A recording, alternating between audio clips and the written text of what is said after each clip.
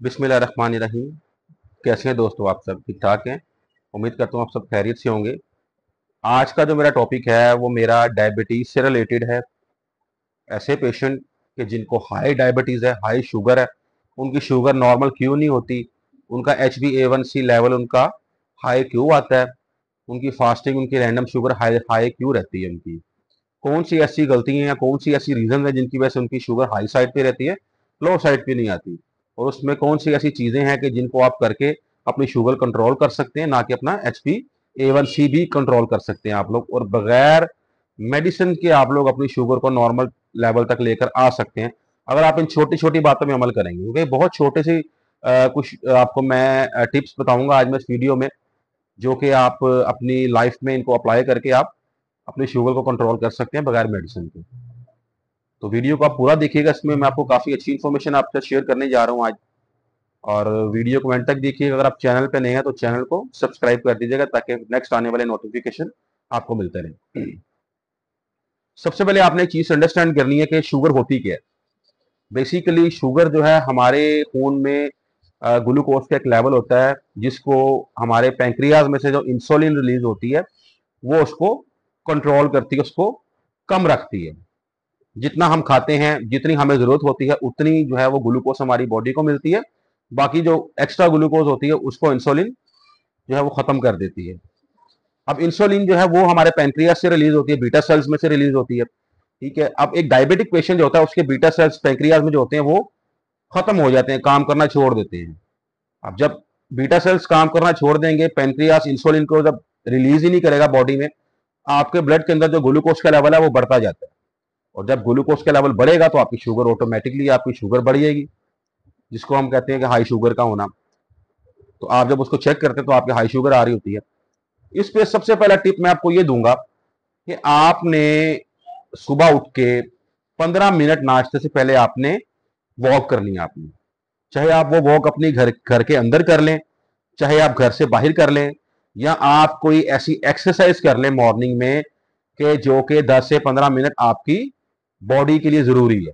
आप एक्सरसाइज भी कर सकते हैं, आप साइकिलिंग भी कर सकते हैं, आप रनिंग भी कर सकते हैं, आप घर पे भी कोई वॉक कर सकते हैं। तो ये सारी वो चीजें हैं कि जो कि आप सुबह अगर 15 मिनट करते हैं तो उसके बाद आप नाश्ता करें।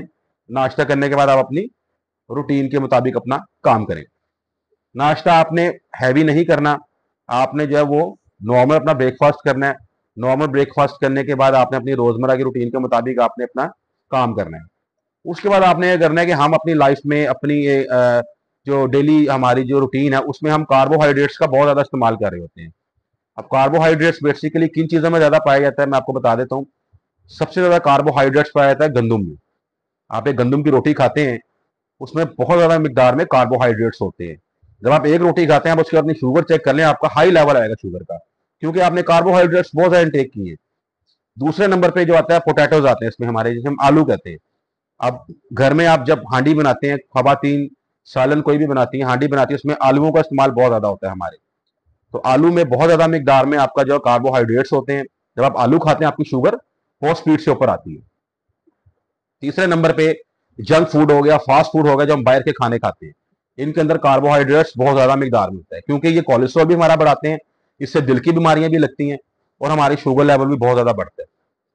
तो अगर आप कार्बोहाइड्रेट्स आप खाते हैं, जैसे आपने आटा इस्तेमाल किया है गंदुम का, उसकी बजाय अगर आप कोई मल्टीग्रेन आटा इस्तेमाल करेंगे अपने रोजमर्रा की लाइफ में, तो आप देखिएगा कि आपकी शुगर में 70% तक कमी आ जाएगी।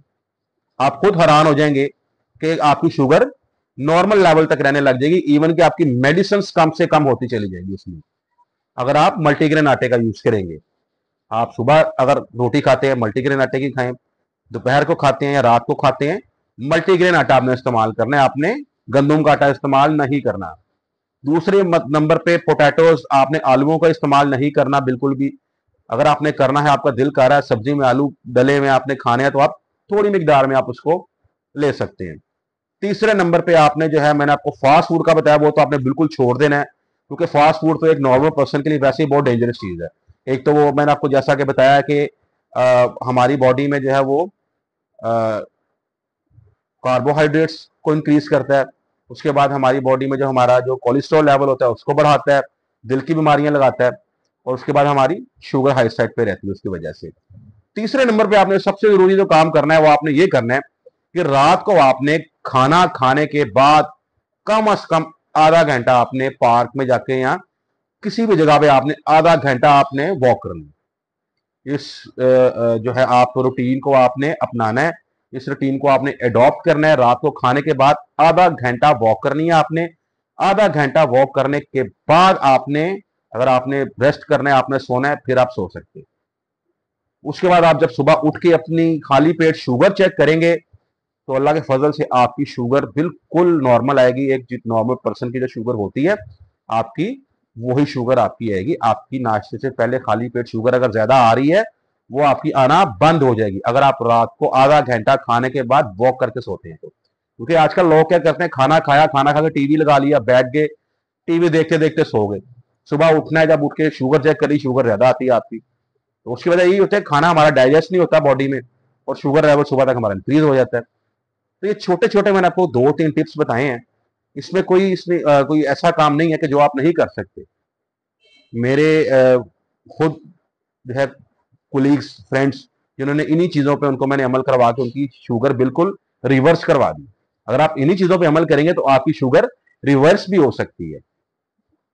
रिवर्स भी हो सकती है। आप अगर मेडिसिन खा रहे हैं, आपकी मेडिसिन भी छूट सकती है। सिर्फ आपने कार्बोहाइड्रेट्स का यूज नहीं करना, आपने मल्टीग्रेन आटा यूज करना है गंदुम के आटे की बजाय। आपने जो है उसके बाद रात को खाने के बाद आपने वॉक करनी है सोने से पहले आधा घंटा। उसके बाद आपने फास्ट फूड्स, तो बाहर से हम खाने खाते हैं, आपने उनका इस्तेमाल नहीं करना। जिस तरह आप अपनी मेडिसिन शुगर की ले रहे हैं वो आप लेते रहें, लेकिन इन चीजों पर जब आप अमल करेंगे तो आपकी शुगर लो साइड पे जानी शुरू हो जाएगी। फिर अगर आपकी हाई रहती है फिर आपकी लो आनी शुरू हो जाएगी। फिर जब आप डॉक्टर को चेक करवाएंगे, डॉक्टर आपकी मेडिसिन कम करेगा। वो आपकी, अगर आप 3 टैबलेट्स ले रहे हैं, वो आपकी 2 टैबलेट कर देगा। उसके बाद भी आप इन्हीं चीजों पे अमल करेंगे, आपकी शुगर फिर लो होने लग जाएगी। फिर डॉक्टर आपकी 1 टैबलेट और कम कर देगा। इसी तरह अल्लाह के फजल से आपकी सारी मेडिसिन जो है वो छूट जाएगी इन्हीं बातों पे, अगर आप छोटे छोटे टिप्स पे अगर आप अमल करेंगे। तो ये वो टिप्स हैं जो कि आप इजीली इनको फॉलो कर सकते हैं अपने घर पे। सिर्फ आपने कार्बोहाइड्रेट्स का यूज नहीं करना और आपने वॉक करनी है। तो अगर आप इन चीज़ों पे अमल करेंगे तो अल्लाह के फजल से आपकी ना के शुगर खत्म होगी, बल्कि आपकी शुगर रिवर्स भी हो जाएगी, आपकी दवाइयाँ भी छूट जाएंगी, आपकी जो आप दवाइयाँ इंटेक करते हैं उसके लिए। तो आज की वीडियो में सिर्फ इतना ही। कल इंशाल्लाह आपसे एक नए टॉपिक पे मुलाकात होगी। अपना बहुत सारा ख्याल रखिएगा। अल्लाह हाफिज़।